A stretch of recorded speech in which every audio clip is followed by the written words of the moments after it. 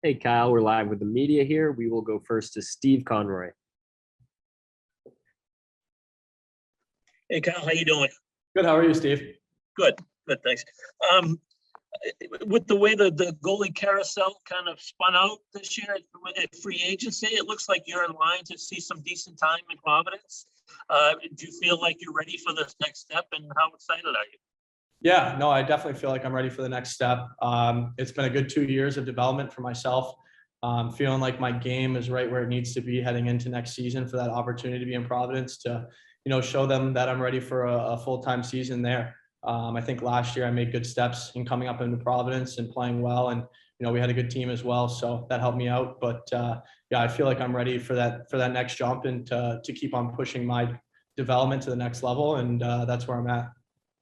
Thank you. Do a call for more questions. Kevin Dupont. Kyle, if I remember correctly, talking to you at a rookie camp in Buffalo 2 or 3 years ago, you were an invite then, yes? Yes, correct. So I'm just wondering, there's a dozen kids here in this camp who are, might be more, but at least a dozen kids who are invites. Do you sort of look at them and wonder kind of what's going through their head, in that you've been through it, and do you sort of, empathize or sympathize with them?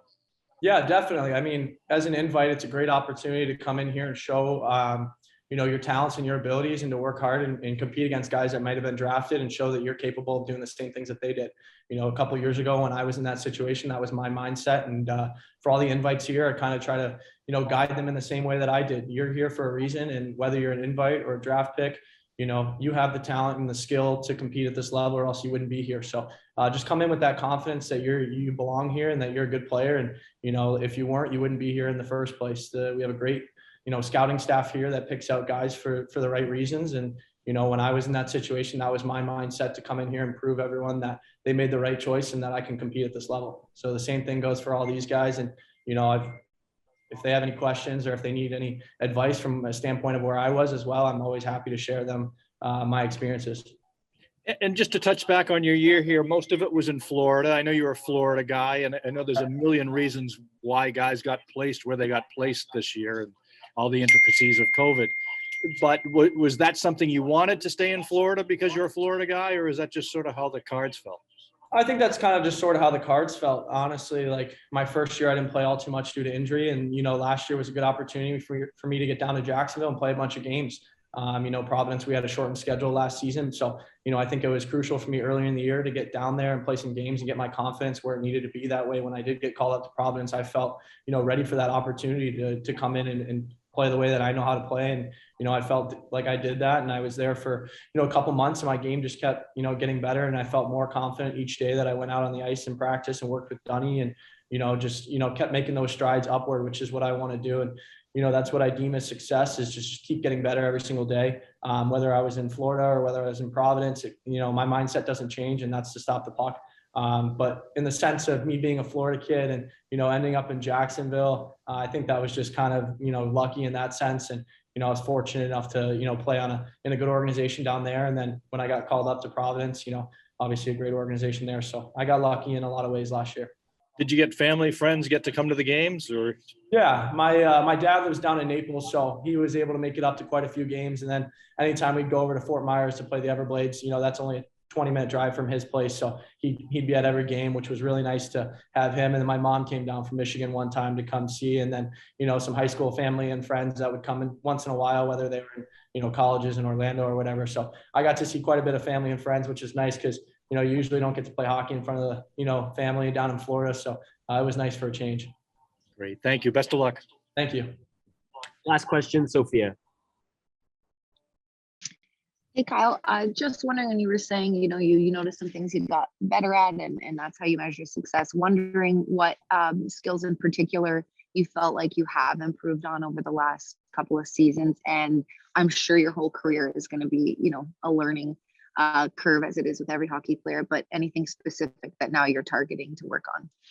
Yeah, no, you nailed it on the head, Sophia. Honestly, like hockey as a young kid, and, even as an older veteran, you're always trying to learn and find new ways to get better.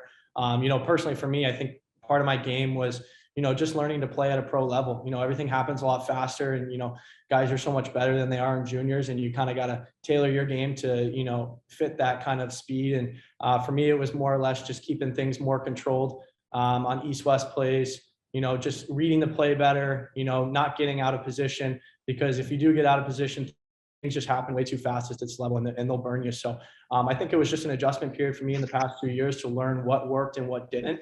And I think last year is really when I found what was working for me at that level. And that's kind of why, I started to have, more success at the higher levels, just because I was starting to figure it out myself. So I think it's just an everyday process of learning and trying to get better, like we all talk about, and it's always tinkering with different things in your game.